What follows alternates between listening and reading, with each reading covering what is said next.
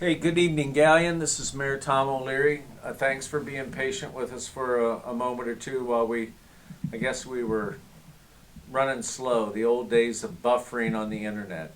Want to start out with a sort of cautionary word. I'd call it kind of bad news, but if you hadn't seen on Thursday, I believe, and then through the weekend, and I believe until early next week, CSX is closing the crossing down on Portland Way South. The one that seems to be blocked a lot of times and is a source of a lot of frustration. They're replacing the crossing, so that's the good news of that bad news story. But if you hadn't seen that, plan for it, share with your friends, or however else you want to communicate. If you're one of those many people who commutes down to the Columbus area, and maybe they even live stream this on the day after instead of tonight. But those people will certainly be most affected. The usual runaround up Biddle Road is probably, or over at Railroad Street is, on Boston, and then up Railroad Street is probably your best alternative. So that's the bad news. I wanted to kind of start with that. Really, anybody who had a good day, I want to take the fun right out of their evening. But I wanted to switch quickly to a couple of things that relate to the schools. And I'll get to city matters and certainly answer questions. But it just occurred to me over the last week or so that if you think about it, in spite of any frustrations that parents may have with how things have gone with online education and whatnot, just occurred to me how the Galleon schools and Galleon St. Joe's have really, as compared to a lot of other places, have really done a pretty awesome job, a yeoman's job. I guess I'll go gender neutral. And I don't know. I don't have to throw bouquets at them, but I do think it's important to use this forum to recognize how much better off we are in terms of educational attainment, access to schools. This whole thing came to my attention kind of as it related to the prom and the out of the way effort, if you will, that parents, kids, and the school, that effort that was put forth to have from what I understand, a real successful prom. It's neat when people's expectations can be exceeded. So, that's number two. I wanted to say, good job, schools. A lot of other places they're fighting over some pretty, regardless of politics, that the focus on student learning and those sorts of things seems to have been lost. But here in Galleon, I think count your blessings, that hasn't happened, and all that's a good thing. And I think the successful prom is another good example. I happened to hear several bits of parental feedback about how the school had worked to go from original guidelines to allow the students, the young adults, to have a little bit more latitude. So that's really a big thumbs up. Last thing on the school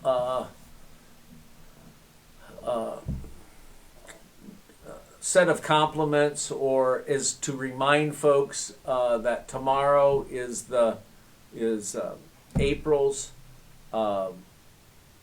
drive-through food bank, and so that's pretty neat. This year we're funding that partnership, and anyone who is ever critical of the transportation building or whatever, that's been essential to be able to have these food bank drive-through food banks, 500-600 families coming through there. It's pretty awesome. And as the weather changes, maybe they don't need to go through the transportation center, but pretty neat partnership between Second Harvest Food Banks, our local schools and the city's allocation of COVID dollars. So if I don't, I guess, speak up about the job that the superintendent, administration, and the school board, I think as you look at the around the country, you realize how important the school board is, and you know, no one agrees with them all the time. Much is the case with the mayor, city council, but our school board's done a really good job of balancing all these real complicated issues that absolutely no one anticipated when they ran for office or were in the midst of trying to do that. So, big thumbs up. I'll sort of segue into a couple things here. Fancy word. I don't know if I can even spell it, but I think it has a G and a U in it. But anyway, there is the need, and we talked about last week at Finance Committee, to look at use of COVID dollars, sort of a remainder of COVID dollars we have, and then to begin a bit of planning about what to do with the recovery plan dollars. So, one of the ideas that has been voiced, and I don't think council has really settled on a use of what's about $350,000 from last year. But one of the things that I'm going to advocate for is perhaps increasing the frequency. If Second Harvest can bring us the food and they have the logistics to increase that frequency of food bank, and I think there's a lot of people that are maybe reluctant to do that sort of thing. Get over it. If you're hungry, and it's not what you're accustomed to, you got to go out, and I really am passionate about making sure that these COVID dollars, the new money that's available between now and the next couple of years, that what we're going to try to focus on is trying to get as much of those dollars out to individual residents, people in need, those kinds of things. So to the extent that you see city council members, you want to lobby for that, or you share that passion of you never realize what it's like to be hungry until you are. And I know there's a lot of, based on the previous, these drive-through, what Reverend Ash does down at St. Paul, hundreds of people. So we're going to look at that as one of the options. And tomorrow is the latest. I don't think, I'm a big ham bone, pretty cheesy, but I don't think I'll be down there shaking hands. But I did want to recommend that to people who are maybe a little bit tight on funds. Heck, anybody, all of us that have been to the grocery store lately, oh my gosh. So don't tell me inflation's not in the wind, because, gee, with gas and food prices going up, I'm a bit of a contrarian, but I hear a lot of, inflation's not going to hit us. I'll get off this and get back to city stuff in a second. But it's interesting to me that the people who have that point of view don't remember the mid-70s and the 11% interest and those high inflation rates. So those of us who lived through that maybe have a little bit more anxiety or a little bit more cautious about that particular influence of inflation. But having said all that, something that you don't have to listen to what or believe what I have to say or my opinion. It's real important that that you utilize these food pantry, and really I think it's important to get some feedback from residents through council or whatever, or up here at City Hall, about the idea of increasing the frequency, maybe do a couple times a month. So, and Mayor, just a minor correction on that. Yeah. The next food distribution at the schools is actually on Wednesday. Wednesday, oh God. All right, we'll have to take down the campaign signs then, won't we? No, anyways, it's Wednesday, and I apologize. That's the 29th? 28th. 28th, all right. Well, I got my dates all wrong. Thank goodness Matt's here. But the point, whether I got the dates wrong or not, is I think that's in our community. When I try to take a look at how COVID's hit us, that continues to be a big issue. And then, of course, people who have less mobility that's another complicating factor in terms of making sure you have food. And I think when I say people got to get over it, I say that with tongue in cheek. I mean, if you're in need and you're hungry, go out there. It's for somebody who's been a taxpayer and now hits hard times, like, dude, this is your taxpayer money. Don't think that way. You have any questions? Just one so far. Okay, well, I'm going to go on for a second. I was also going back to the utility refund that we had part of last year's COVID relief. That's one of the only disappointments, is how few people participated. And I think it has a little bit of the same psychology, that people who don't feel like they've been directly affected or are in need are hesitant to do that. But if we don't spend it on the citizens and different things like I'm talking about, heavens knows we'll spend it on something in government, and that's there's too many needs in the community to have us start to use that all in city government. So help me not spend foolishly, and begin to either get behind both of those ideas that will be talked about by council over the next couple of weeks. One, the need to increase funding to the food bank, and two, whether, let's try the rebate again. Maybe we structure it different, but certainly I don't know hardly anyone who feels like they've got plenty of money to pay their utility bill. So, all right, I'll stop there, see what the question is, and we'll go from there. Sure. The question I've got tonight came from Don. He said he was talking to one of his friends today, and they were wondering what happened to the money from the sale of the former HTI property, and they think it should be spent on streets. Well, I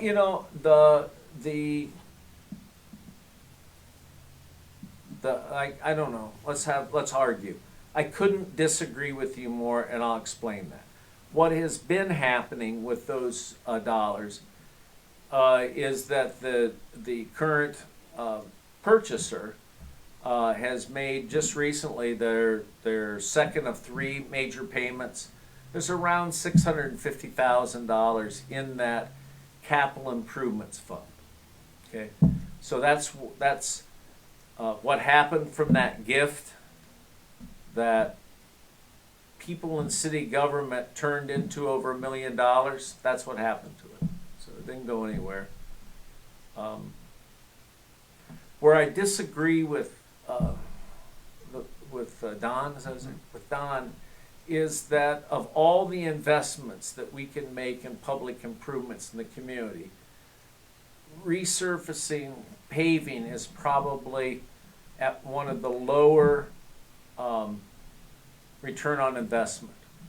I was commenting, because this has been out in the social media over a couple of weeks, and till this question, really didn't want to pick a fight or have this debate, but we'll begin the conversation now.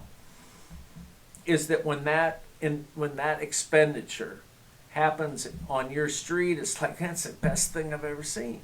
Or if it happens on the streets that you're on.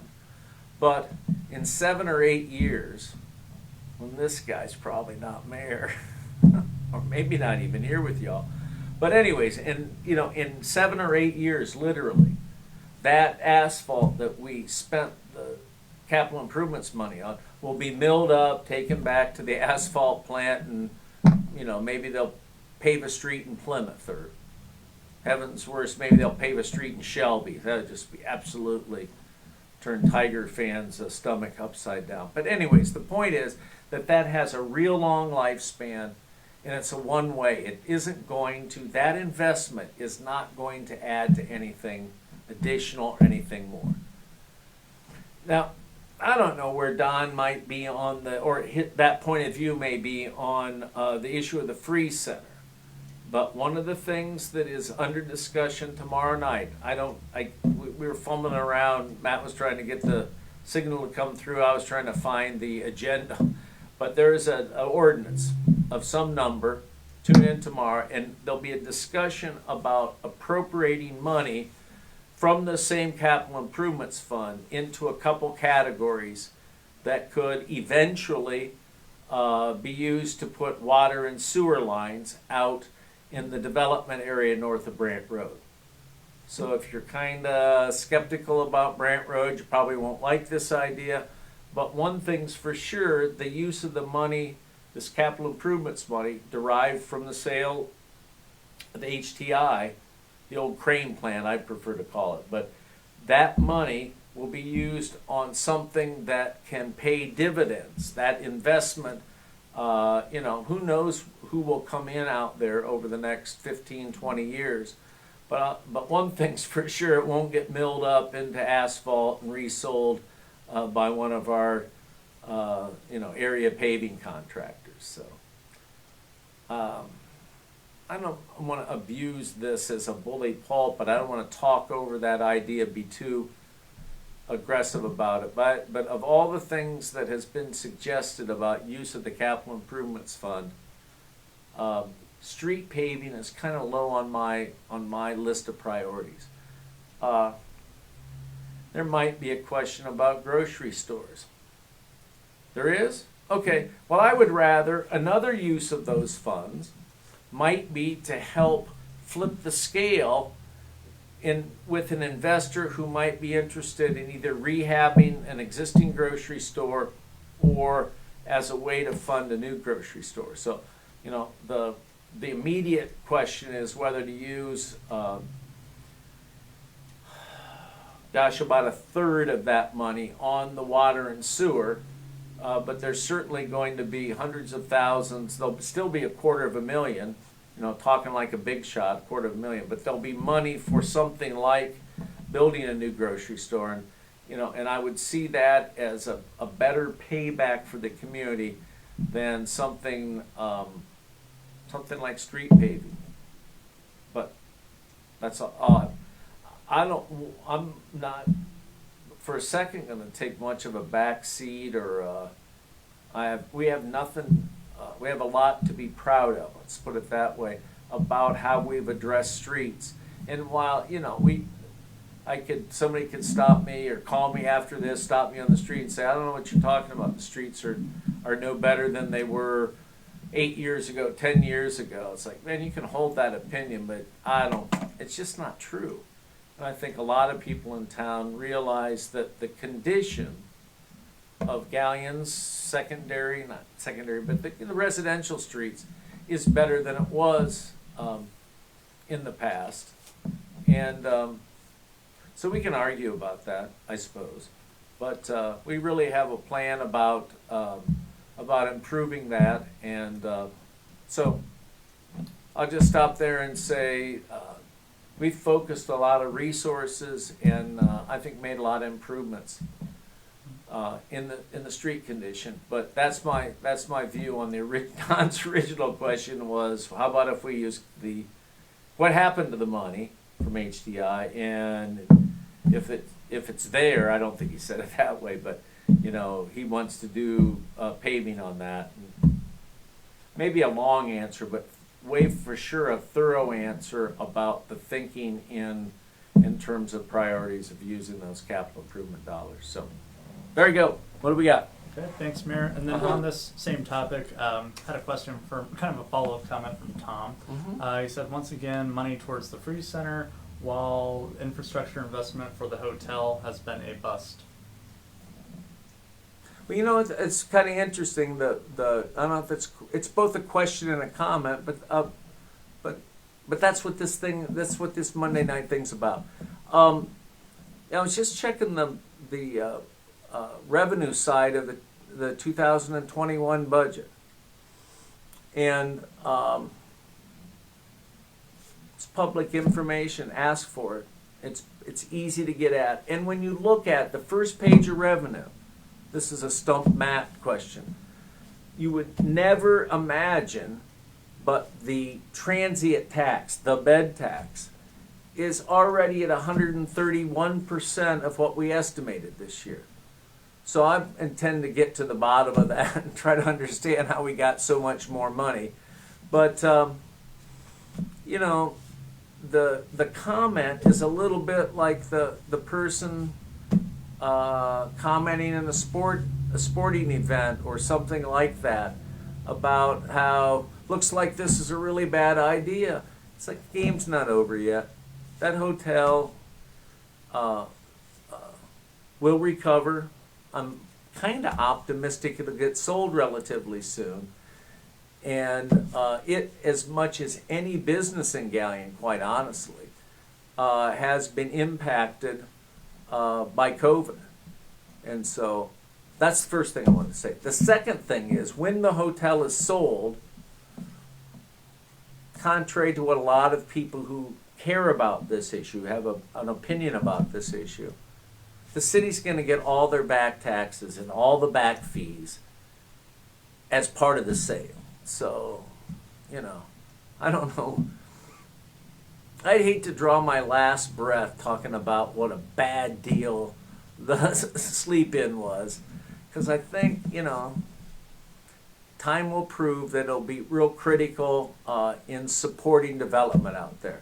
Now, if the point of view that Tom has about the development of Brant Road is, if you don't believe in it, I can understand how any type of progress towards accomplishing that is, folks see as a bad idea. But I just don't hold that point of view. I think that if the Free Center is less than what people expect, there'll still be development out there. And the last thing I'd say is I'd sort of challenge the people who would consider the investment out there, which has been Sleep-In and Valero so far, this insisting on this being a folly. It's kind of funny. It's almost like they're cheering against the success of the community. But when this hypothetical or this cliched or whatever game is over in the fourth quarter, I think Galleon's going to see that specific investment at the Sleep-In has been good for the community and will pay all of its financial bills. So, time will tell. Funny thing about it is that elections happen on a different cycle than the success or failure of an investment like a hotel. So, that's all I have to say, other than those of little or no faith on this subject. There's nothing that'll convince them, and they'll draw their last breath arguing how bad of an idea it was. So, all right, that didn't get a follow-up question then. Yeah, I actually do have. Hey, and the name is like, if we're Twitter, we're gonna block this guy's calls. Okay. Anyways, go ahead. I had a follow-up question from Don. Yeah. He said, "Does the Sleep-In owe Galleon money?" Yeah, and that is what I just made reference to, Don, that money in terms of back taxes and unpaid service fees, it's come up here sometime, Don, to get like 5 minutes or maybe call on the phone. I'll explain how the utilities, the cost of those utilities are secured through this agreement, and the taxes, are designed to make up the difference. Anything in the past is going to be covered. That sounds like too much of a colloquial kind of word, but that'll be taken care of at the sale. Now, what we can hope for, and I think someone willing to buy it, pay that off, it's about $135,000, but I'm pulling it from memory. That needs to be paid off when they purchase the hotel. I'm going to take a quick sidetrack, Matt. The reason that is because Palmer was on top of it, and I was a fussbutt about it, or whatever word I'm allowed to say these days. So that our interests were secured right from the start. I mean, I'm a big advocate of the hotel. I feel like I had a part in bringing them here, so I'm not going to disown that. But we secured the interest that was put at risk when we made that arrangement. So we're in a position to recover everything, taxes and the service fee that were unpaid, as a condition of buying the hotel. Now, you got to have a little faith that whoever's going to buy it is going to make good on those commitments. And so, you know, I'm getting old and grouchy, man. The people who, you know, disagree with some of these decisions and want to make a call in the middle of the third quarter, I can't do much about that.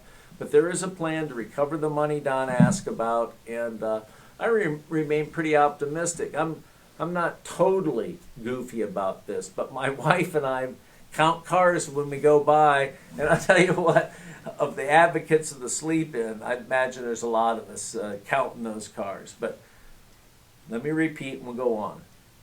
We're at 131% of the estimate for the bed tax for this year. So no matter who the owner is, and things starting to recover, I'm pretty optimistic about that, both from the small amount of money that's generated. You know what 131% is? Probably. It's like 5,000, 5,100 folks. So the future of Galleon City finances aren't going to hinge upon that. But the hotel is doing better, and so don't be too quick to call the game. All right. I'll stop. I don't mean to rub it in, but it's, some people are going to persist until the whole damn hotel's paid off and everybody's, and then there's probably another question. But if the free center is built and it works, oh my God, what a tragedy. What a disaster. There'd be another hotel out there and probably some commercial shopping. So again, I don't quite understand this rooting for Galleon to be on the losing side.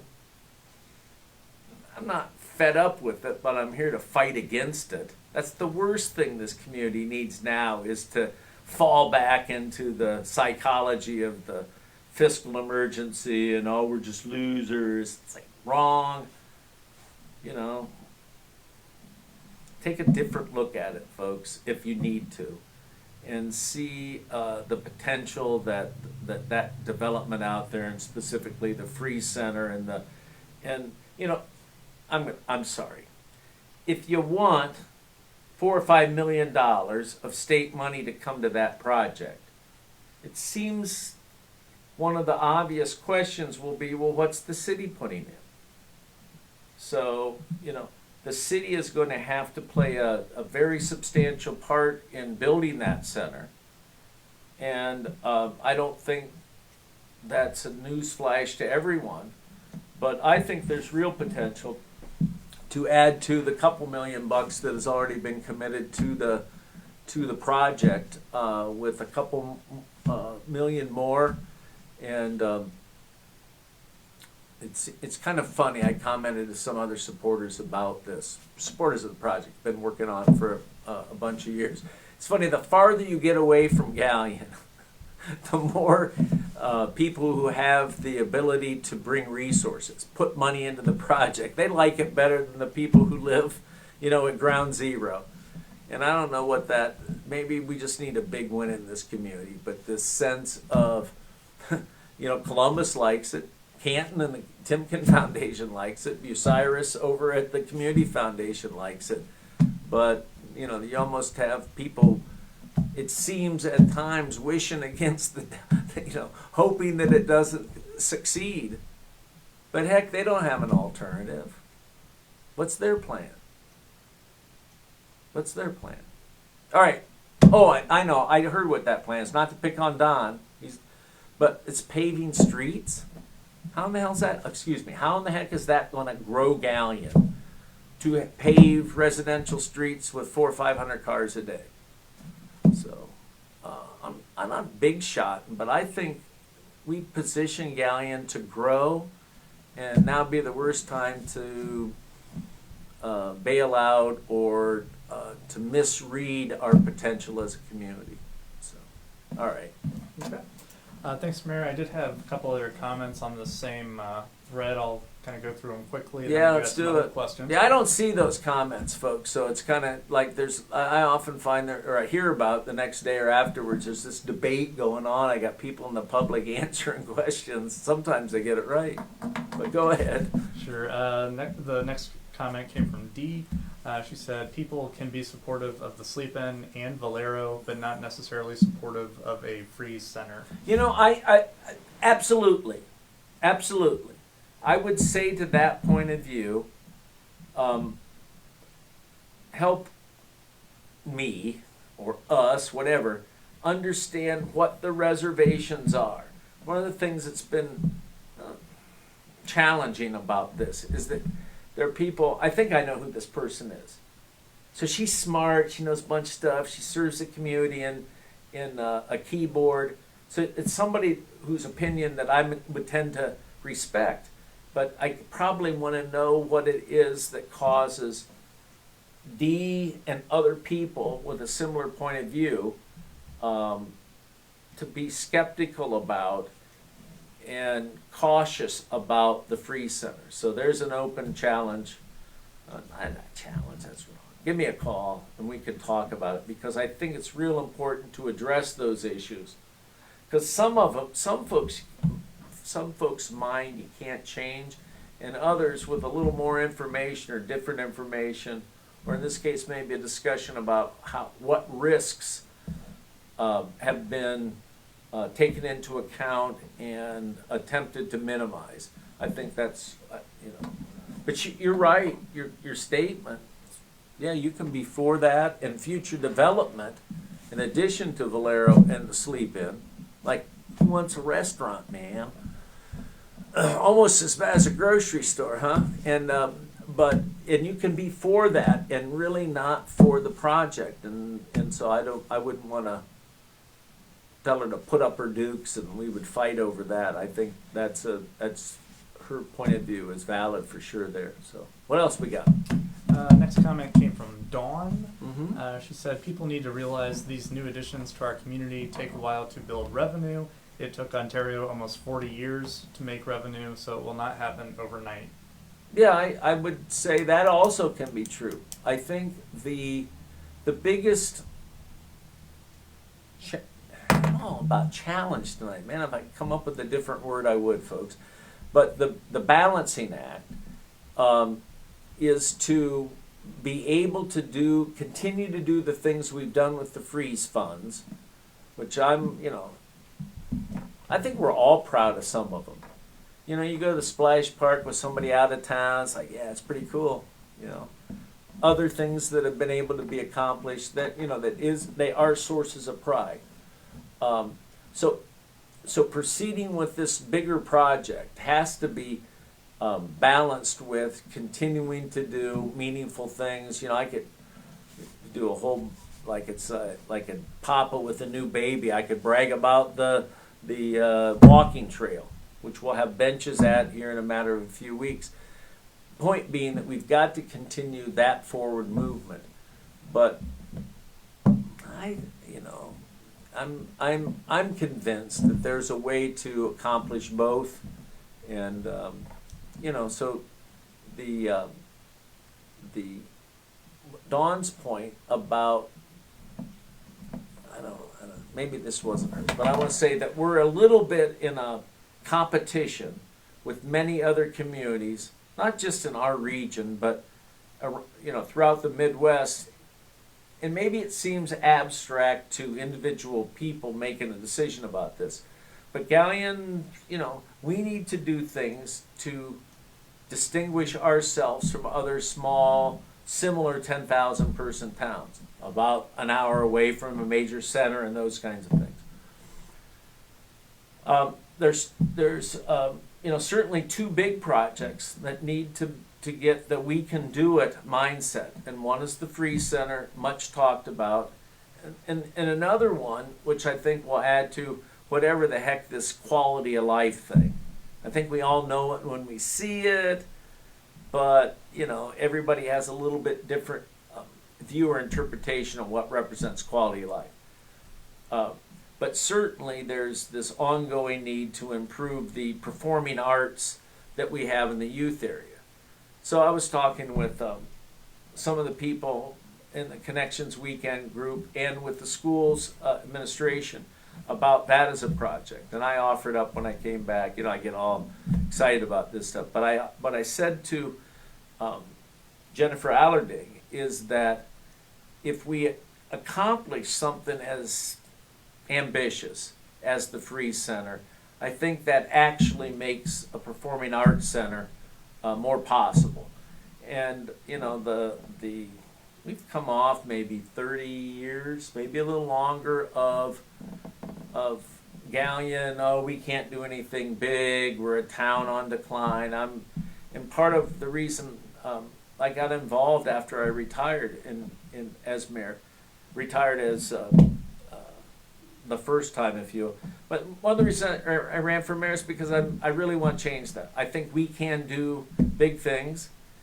And as it relates to why we would do the Free Center and a Performing Arts Center, I think that has a way of distinguishing ourselves from other similar communities. So as you try to recruit new business and industry,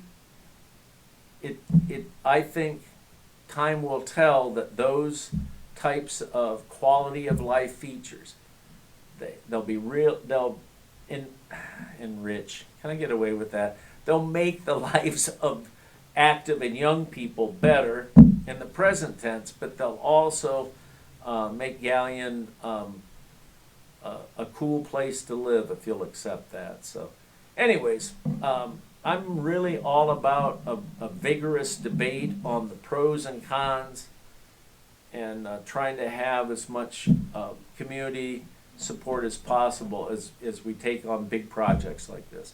I won't even tell you what the estimate on the Performing Arts Centers, because people will turn it off and say the guy's gone absolutely mad. But I really don't. I'm really convinced that making big investments, it's critical to us getting, growing and remaining healthy as a community. So, all right. Boy, am I really speechifying. You get the impression I might run for office here sometime soon. So, what do you got? Well, as it happens, this isn't the next question, but I did have a question from Debbie. She asked, when is the next mayoral election? Yeah, it's this fall. It's this fall. There's, when I went over to Bucyrus, the Board of Elections, to pick up petitions, they said, not really. I don't mean to. It's like, not that you're too early, but you don't need to file till later. So I filed my financial report and left, but I fully intend to, Debbie, thanks for asking the question. I hope you're a supportive person, but in my view, things are different and better than they were 8 years ago. And heck, I think that if you changed right away, you would see a difference. And these guys that have to work with me have heard me say this before. In my 20s, I was ambitious to do this. I got a chance to be county commissioner. I guess that, and I've said a bunch of times that if I had been mayor at 30 or at 25, I wouldn't have been worth a crap. Now, don't laugh out there, those people that think at 65 I'm not worth a crap. But I would say that the experience and amazingly the temperament for people who knew me as a young person is something that I can continue to contribute. And so I'll just stop there. And we have a bunch of big projects. I've still got gas in the tank, so anyway. Okay. Jumping out of order, back to before Debbie's question. What else do we have? Yes. Next question tonight came from Brian. He asked, when will we see the next phase for the bike trail? Like everything else, Brian, behind the scenes, we're working with the property owner. Got real good feedback from them. Matt's done most of the legwork so far. There is a task order, for lack of a better term, for the survey of the property that we'll need, and so that will happen. I have you know. The previous question asked, when's the next mayoral election? If I run, don't win, man, it'll be in somebody else's hands. So I'm real anxious to get this done. And so I see, Brian, it will go from where it is at the south end, due west up the property line, and sort of pop out on Biddle Road right there, by where the old Polk Township office and garage is. So we're talking with the current owner of that property, trying to figure out how to get some parking, because I think that'll be a place where people will come to the trail. But that's this year, and I'm also hoping that we will stripe on Hesby Drive north of, next to Burger King and Pizza Hut. We'll stripe that for a designated bike trail. I'm waiting for the engineer to get back. I don't think we'll have to build any sort of barrier through there. But one thing that's good about it is that Hesby was built wide enough to accommodate some sort of dedicated bikeway. So that'll get us up to Heisey Park up near the school, and then we'll take a breath until 2022. Okay, thanks, Mayor. Yep. Next question tonight came from Tina, more of a suggestion than a question, but she said the trees uptown are in need of a haircut. Yeah, they really are. We spent 40 minutes today with an artist who did awesome work for us out at East Park at the Splash Park in painting the bathrooms. If you haven't been out there, you're missing a treat. So go out there. Anyways, we met with her, Matt and I did, and part of the Park Square project, that for just a quick refresher, city was able to be awarded $100,000 out of the state capital bill. I attribute that to Reardon McLean being a good guy and listening. I also attribute it to what's going on at city. Like, we knew to ask for the money. And so, not everybody knows where to ask for all the money. So any event, it's another plug, I'm sorry. Can't stop. I better stop your piece. Anyways, we got $100,000. What we want to do is commission a mural that would be on that west wall against the current tattoo shop, former Spectrum, whatever. I think we're all adjusting to that. But so we're going to have as a central part of that. Another key part of it has to do with the trees around Park Square, that we're going to take a careful look at that. I'm not quite sure where the questioners, which of the trees, but I would if they're saying, look, Mayor, you blabbermouth, all the dang trees, I would I can't argue with that, and we'll take that as a suggestion and trim them back. I'm not a huge fan, particularly over there by the hotel. Anybody who lives up there at the Central Hotel Apartments, that's you almost need an umbrella on sunny days because of the way those particular trees attract birds. So I hate birds. I mean, I don't want to, but if you've been up there, you know what I mean. Anybody goes to Quays, you kind of dodge the birds spitting the seeds or something else. So I don't envision taking out those trees, but I do, based on that, we ought to take a look at getting them cut back. Fair enough? All right. Thanks, Mayor. Sure. Next question tonight came from Cindy. She asked, are the apartments across from Drug Mart going to build more this summer? It doesn't look like anything has been happening. Yeah, I think the best part of it, yes, I hope so. And the best part about the kind of hold that they're on is that the owner developer has been real upfront with the city. And so they fully intend to do that. It's like a lot of other projects. I'll name two others after I get done answering that question. I think they will turn active once there's some stabilization in lumber prices. So not everybody likes them, but the occupancy's been pretty good, and I know the owners want to finish up with the development, but there's only so much money they have to stay within their budget. So That's the story on the Carter Crossing apartments. There's two other projects that are hamstrung by that same sort of skyrocketing of building materials. It was mentioned, but I don't think it got much conversation, and that is the assisted living that we were all kind of smiling about and felt good about, that was going to go just south of Mill Creek, right at the Portland Way and Hosford intersection. That's been put on the hold.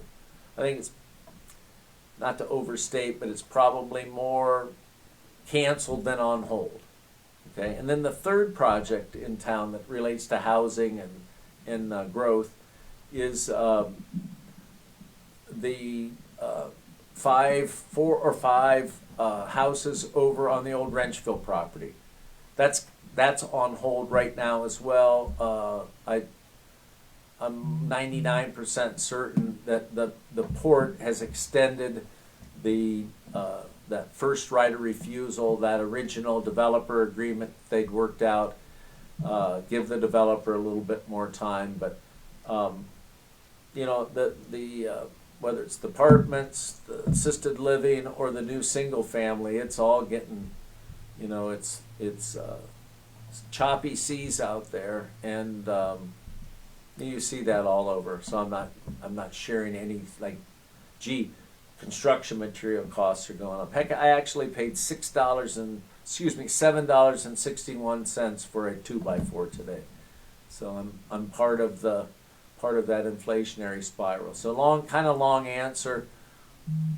With the single family, there's a couple ideas that I want to that the mayor's been working on, but I want to maybe share with the developer and with the Port Authority to see if there aren't some ways to get at least those single family homes going, because I know there's a market for it. Those crazy kids, they'll pay anything for a house, but no, I think there's in particular the first time home buyer market. If we can get them built, I think at least at a little bit more than anyone would like to pay, but I think you'll see that market continue. So we're working on that part of it. The apartments, I don't want to jump in the middle of that financing deal. I think we're just going to ride it out. Lumber prices go down. I mean, the good news is the occupancy's up, so there's every reason for them to complete the project.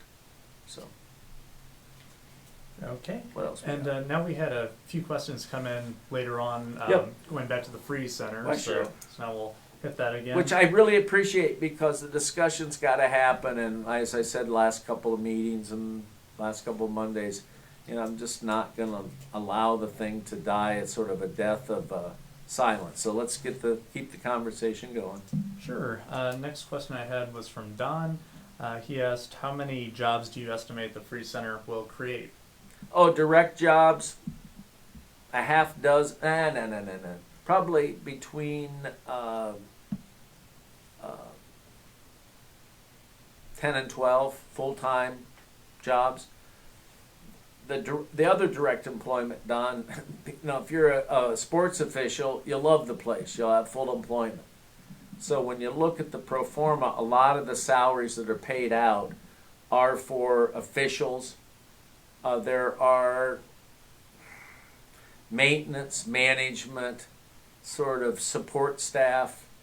That probably is in that range of 12. Supporters of the center would quickly, however, say that direct employment is triggers additional employment in what I describe as pop-up development. I don't think there's any guarantee of that, and we have to execute on the restaurants and additional hotel, those sorts of things. But that's where I think the biggest growth in employment will happen. I don't want to analogize anymore, but the job for about $10 million worth of industrial development, you're probably going to get 50 direct jobs. So the comparison is, you know, I don't think I would take the only a dozen jobs, because I am a believer in and confident that the project gets built few years into it, you'll see other pop-up development, and that would warrant from the job growth point of view or the increase in the tax base, that's where that would be warranted. So, I don't know, Don. My best shot at that answer, I think it's kind of how it will work. Any other questions? Yes, I'll Just relay be it just be real cautious about the upside. Let's build this for the local community and health and wellness and stuff. And a lot of the optimistic conversation statements about how many jobs and how much investment, if that happens, we'll have trouble stopping and smiling. But there's, in my view, enough justification to build it for what it will do for Galion in terms of a residential hub, and make living here. If you're active, make living here, better. I'm going to use cooler than it was. If you're not active, if you don't care about fitness, there's nothing I can say that'll make you happy. But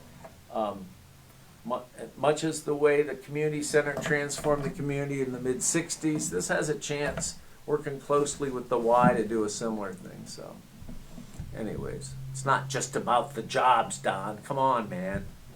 All right. Okay. Next, I had one from Brenda. Why don't we ask some of the children who would benefit from the center being built what they think? My granddaughter is practicing basketball tonight over an hour away from Galion. She will have more road time in than practice time. Yeah, nobody's going to listen to kids, Brenda. Kids don't know anything. Their interests are no. That's probably a good idea. I think there's always, until it happens, there's the chance to make sure that as far as programming and what the space is used for on a Monday night, there's always room to tweak that. That's a really good suggestion. I don't know quite how we would do that, Brenda. I hear a lot of commentary and feedback from the parents of young kids like you're describing that are driving a long distance so that they can be in a more competitive environment, and I guess in this case basketball. So, but I don't know what to say beyond that. Fill that in with a little bit of follow-up or call or something. I mean, I'm not sure how to bring everyone together. I know when I spoke to a group up at the high school in the fall, I was talking about the kids that seem to be prone to get in trouble and people want to point a finger at and complain about. And they had some ideas about things that could be done that for the non-sports, the non-team joining type youth. And so I found that constructive. We're working on a couple ideas there, but what the athletes, what the young people themselves would say, I think that's good feedback. Help us understand how to gather that if you could, or any ideas on that. Fair enough, yeah. And now Dawn and Dee both want to switch topics to grocery store. Okay. Dawn just wanted to know if there's any update, and then Dee specifically asked how many jobs would a grocery store create? It's about 30, Dee, to answer that one. 30 full-time. The last time we were close enough to look at that, and that was a project that had gone as far as to secure the liquor license, Galion Fresh Market. That kind of, it's one of those close but no cigar. It just didn't happen. So you get about 35 jobs there. You ever felt like, the need to be taken off the hook about something? If you haven't, then I'll share with you. If Bueller's was coming to the Galion West Shopping Center, I'd flash a big smile. It would take me off the hook, so to speak, in terms of getting that accomplished. I've said that, we're not in the deal, so I wouldn't raise hopes about that. I do think it's important, Don, to keep a fair amount, several $100,000 at least, available if we can secure interest, and there's a new